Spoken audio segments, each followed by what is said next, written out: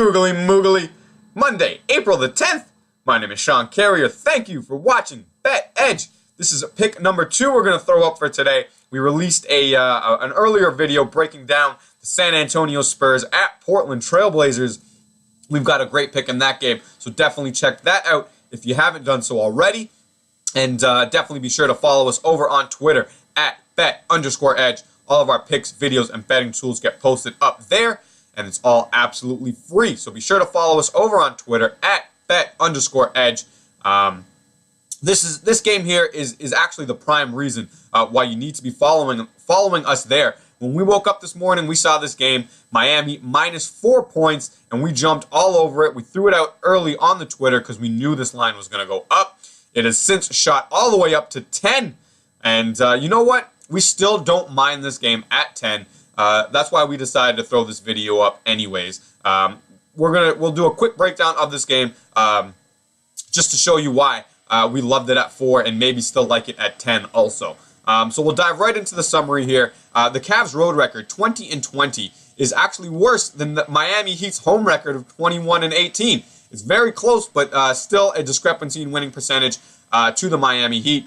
And when you're dealing with a team such as the Cleveland Cavaliers, as you can see here, this book has taken 57% of their picks on the Cavs still. People just love to line up to bet on a team like the Cleveland Cavaliers, and it can really drive a point spread, a point or two in a direction that could be beneficial to us as bettors. And that's what happened early in this game. I mean, this game should have been released even higher than the 4 if LeBron and Kyrie and Love were playing, but with them out.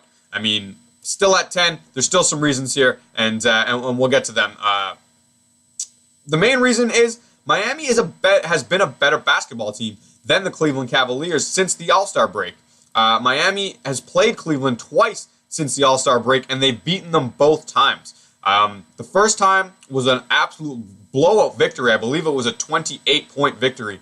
That game was without the 3 All-Stars for Cleveland, but in their latest matchup, Cleveland played all 3 of their All-Stars and still lost by 8 points, and probably should have been more. I believe they were down 18 points in the 4th quarter of that game. So Miami has been a better basketball team since the All-Star break than the Cleveland Cavaliers have been. I mean, that's hard to wrap your head around, I'm sure, but it's just what the numbers say, and it illustrates it clearly here. Miami's record post-All-Star break, 14-9 straight up, with a 5.8 point differential. So that's their average margin of victory since the All-Star break. And when you compare it to the Cavs' record of 12-14 straight up, with only a plus 0.3 point differential edge, I mean, they've been basically 5.5 points better than the Cavs game to game since the All-Star break. And the recent form illustrates the same. The Cavs coming off 2 straight losses, only 3-6 against the spread in their last 9 games. And Miami's rolling right now, 3-0 against the spread in their last 3. And the injury report is huge in this game. LeBron, Kyrie, and Love all out. Tristan Thompson questionable as well. And that's a big one. If Tristan Thompson cannot go tonight, I mean, look for Hassan Whiteside to just have a monster evening. Any DFS players out there, definitely keep your eye on this. And if you see no Tristan Thompson, I would load up on Hassan Whiteside. He's been an absolute beast this week. He's a weird player. He reminds me so much of a young Dwight Howard. When Hassan Whiteside is locked in and really giving his best effort, he's one of the best centers in basketball. The problem with him is you're never sure when you're getting that effort. But this week it's been there. He's been a monster. The numbers have been off the charts, and the Heat pushing for that final playoff spot. They're going to need to win out and probably need a little bit of help also. So they're going to have all guns firing tonight at home against the Cleveland Cavaliers. And the Cavs are only 4-19 without LeBron since he came back from Miami. And coupled with Love and Kyrie being out, also maybe Tristan Thompson, their record in these games when they sit all 3 this year is terrible. They get blown out more often than not. And that could easily happen tonight in Miami against a team that is just probably will never let their foot off the gas. They're going to be playing really hard for that playoff spot. And the Cavs clearly throwing the towel in here. If they really wanted that 1 seed and it was really important to them to win this game, these 3 players would be playing.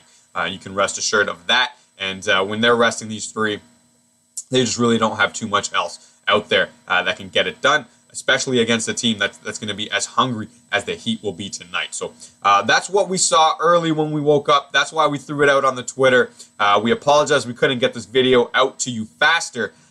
Would have saved you 6 or 7 points on that point spread line. So we'll do our best to get these out to you earlier next time. But that's why you need to be following us on Twitter. We threw this out -4 right away when we saw it. So give us a follow over on Twitter at bet_edge. Look for the link in the description below.